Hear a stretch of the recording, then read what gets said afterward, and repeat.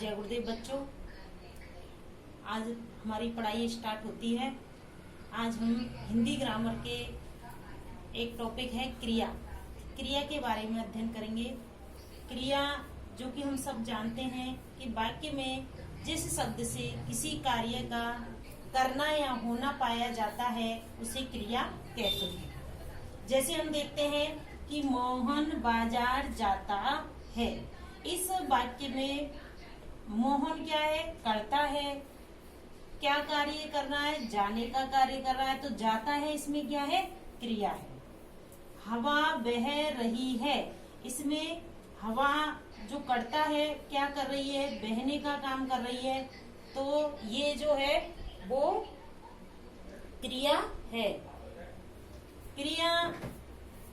क्रियापद वाक्य का महत्वपूर्ण अंग होता है। क्रिया का होना प्रत्येक वाक्य में आवश्यक है। क्रिया के बिना वाक्य रचना पूर्ण नहीं मानी जाती है, क्योंकि क्रिया के बिना वाक्य न होकर वाक्यांश कहलाता है। चाहे वो किसी भी रूप में होता है, वो है के रूप में भी हो सकती है क्रिया। इस तरह वाक्य में क्रिया का होना अति आवश्यक है।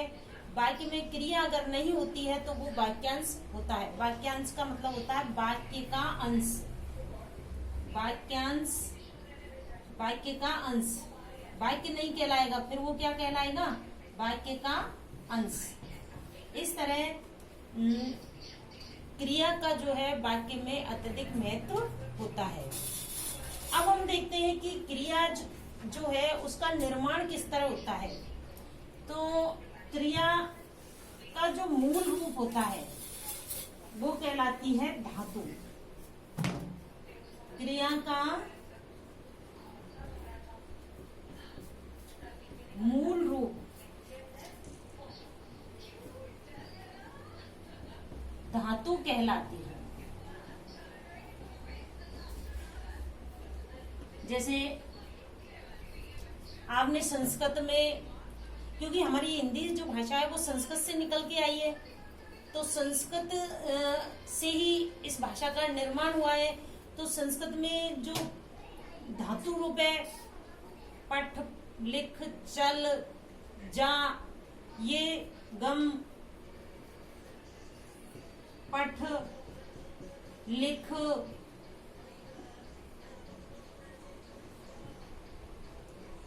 गच्छ, ये धातु है जिसे हिंदी में जा कहते हैं। तो इन धातुओं के पीछे कुछ प्रत्यय जोड़ करके और क्रियाओं का निर्माण होता है। तो हम कह सकते हैं कि मूल धातु में ना प्रत्यय लगाकर प्रयोग किए जाने से क्रिया का निर्माण होता है। जैसे हम देखते हैं पढ़, लिख, चल, तो पढ़ हिंदी में इसको पढ़, लिख, चल, जा, आ, इस तरह की जो धातु है इनके पीछे ना प्रत्यय जोड़ा जाता है तो क्रिया का सामान्य रूप बनता है। जैसे पढ़ना, लिखना, चलना, जाना, आना, सोना, खाना, इस तरह ना प्रत्यय जोड़ करके और सामान्य क्रिया का निर्माण किया जाता है। अब हम देखते हैं कि क्रिया के भेद। क्रिया के अनेक प्रकार से भेद किए जाते हैं। जैसे कर्म के आधार पर क्रिया के भेद, रचना एवं प्रयोग के आधार पर क्रिया के भेद, अर्थ की पूर्णता के आधार पर क्रिया के भेद। तो क्रिया के भेद।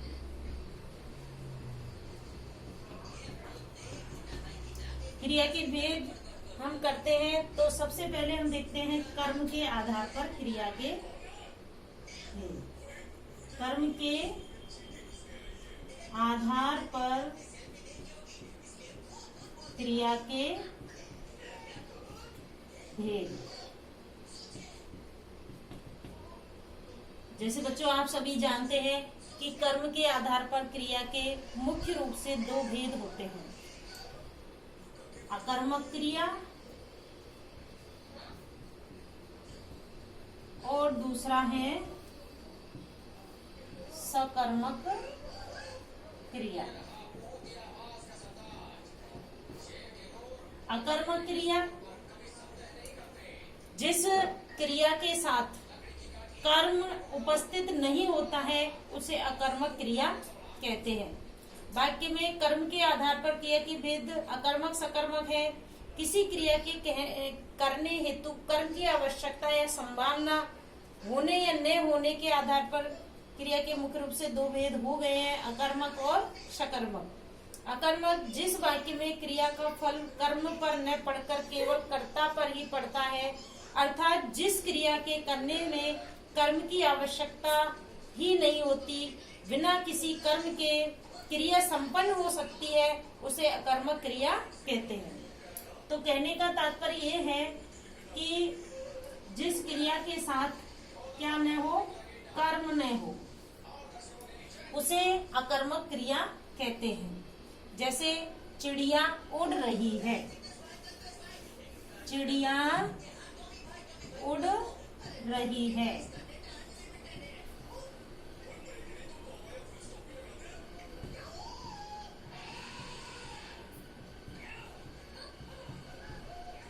इस वाक्य में कर्ता कौन है? चिड़िया। क्या कार्य कर रही है? उड़ने का कार्य कर रही है। तो उड़ रही है, ये उड़ना एक मुख्य क्रिया है और रही है इसकी इसमें सहायक क्रिया है। तो ये पूरा क्रियापद है। तो इसका क्रिया का जो प्रभाव है वो किस पर पड़ रहा है? कर्ता पर। कर्ता कौन है? चिड़िया। तो क्रिया कर्ता एक वचन है और स्त्रीलिंग है, तो क्रिया भी किसमें है? एक वचन स्त्रीलिंग में है। तो क्रिया का प्रभाव कर्ता पर पड़ने के कारण ये क्रिया कैसी है? अकर्मक है और इसमें कर्म की आवश्यकता नहीं पड़ रही, कर्म की संभावना इसमें नहीं हो रही, इसलिए ये वाक्य कैसा है? अकर्मक। बच्चा रोता है, बच्चा रोता है। तो बच्चा जो है वो क्या कर रहा है? रो रहा है।